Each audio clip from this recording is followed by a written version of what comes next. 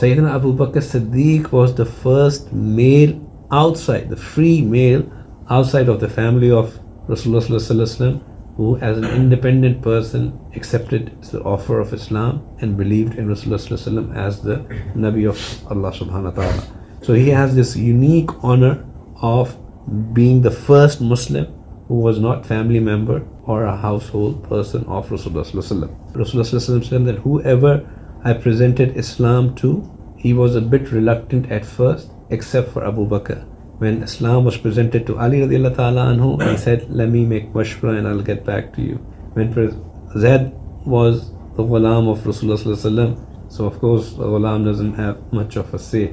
But Umar radiallahu ta'ala anhu, we all know that his was a completely opposite behavior. He was in fact all set to go and execute Rasulullah Sallallahu Alaihi Wasallam when Allah subhanahu wa ta'ala changed his heart and he became a Muslim.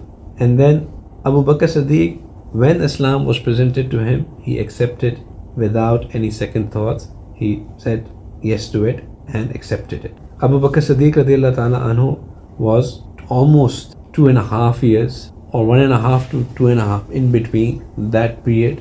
He was younger to Rasulullah Sallallahu Alaihi Wasallam. So they were of the same age group. And Abu Bakr Siddiq, of course, being a citizen of Makkah, from the extended family of Quraysh, he was not from the immediate family of Rasulullah Sallallahu Alaihi Wasallam, but from the extended Quraysh family. He lived close to Rasulullah Sallallahu Alaihi Wasallam, being the same age group. They grew up together and they were well known to each other and they had great companionship even before Islam as well. It comes that he once went to a trade trip to Syria, as was the tradition at that time, that people would go with the caravans to Syria, Sham as it was known at that time, and they would go and do trade. And often on those trips they would come across, because in that area, since that time, even now, it is a very sacred place in terms of learning and wise and people being around that area. There were very learned scholars of the people of the book in that area. So once Sayyidina Abu Bakr Siddiq, he saw a dream and he wanted to understand the interpretation of that dream. So he went to a rahib in that area when he was on that journey of trade journey, and he asked that rahib that, I've seen this dream, what does it mean? So he informed him that this dream means that you would become the wazir, or you would become second in command of a very important person in this dunya. So Sayyidina Abu Bakr Siddiq was very surprised when he heard that.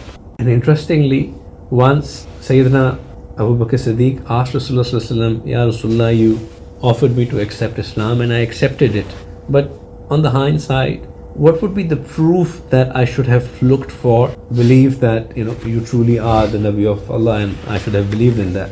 It's the same as Sayyidina Ibrahim alayhi salam asked Allah subhanahu wa ta'ala that show me how you can bring people back to life, and Allah subhanahu wa ta'ala said that, do you not believe me? And he said, no, but this is just for the contentment of heart, walakin liyatma'inna al-qulub, right? That this is just for contentment of my heart.